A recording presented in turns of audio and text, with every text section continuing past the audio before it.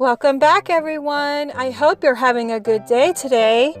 We're going to be in Life of Fred Dogs. If you have a dog's book, go ahead and get your book out now.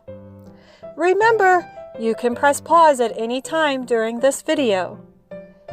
Today, we're going to be on page 43, chapter 6, and the title is A Postcard. Fred was alone. The classroom was empty.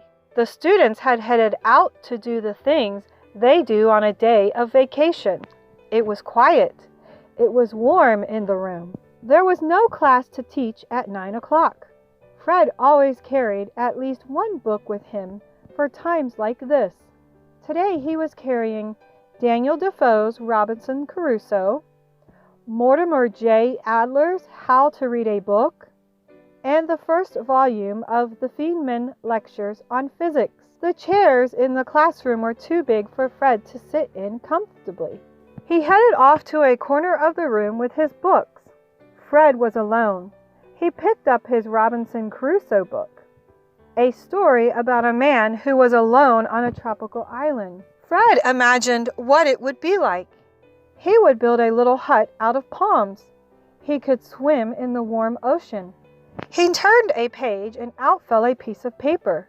This wasn't that unusual. Fred sometimes bought his books at the used bookstore on campus. Frequently, people would leave things in the books they sold to the store. Sometimes it was a little bookmark. Sometimes a bus transfer. Today it was a photograph of a sunset. Oh, how pretty, Fred thought to himself.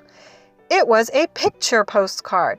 Fred turned it over and read. This is the first Tuesday in February, Fred thought, and a secret code. I wonder what those dots and dashes mean. Fred took out his Morse code card and started decoding the secret message. I just escaped from prison and you can hide me. Fred stood up. At first, he didn't know what to do. He did know that 5-year-olds do not capture guys who have escaped from prison. Then he realized that catching escaped prisoners is something that the police do. Catch crooks, the police. Just like fix a pipe, a plumber, fly a plane, a pilot, fix broken bones, a doctor, deliver letters, a letter carrier, take money at a grocery store, a cashier. In math, this is an example of a function. For each thing you tell me, I give you one answer. If you said, drive a cab, I would say, cab driver. If you said, heal sick cats and dogs, I would say, veterinarian. If you said, prepare meals in nice restaurants, I would say, chef. This function associates to each thing that needs to be done, a person that does it. I could invent a function that associates to each number its double. 1, 2, 2, 4, 3, 6, 4, 8, and so on. You tell me a number, and I'll give you one answer. I could invent a function that associates to each person the number of hairs they now have on their head. For a function, you say something, and I give you one answer. When you say Joe, the number of hairs on his head right now is one number, not two different numbers. It's fun to invent functions.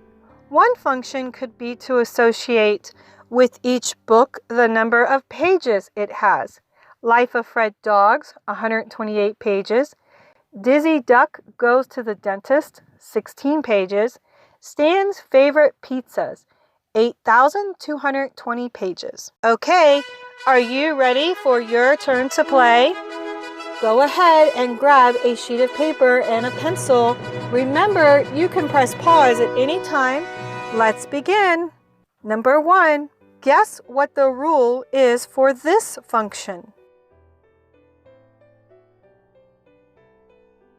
Number 2, here is a harder one to guess.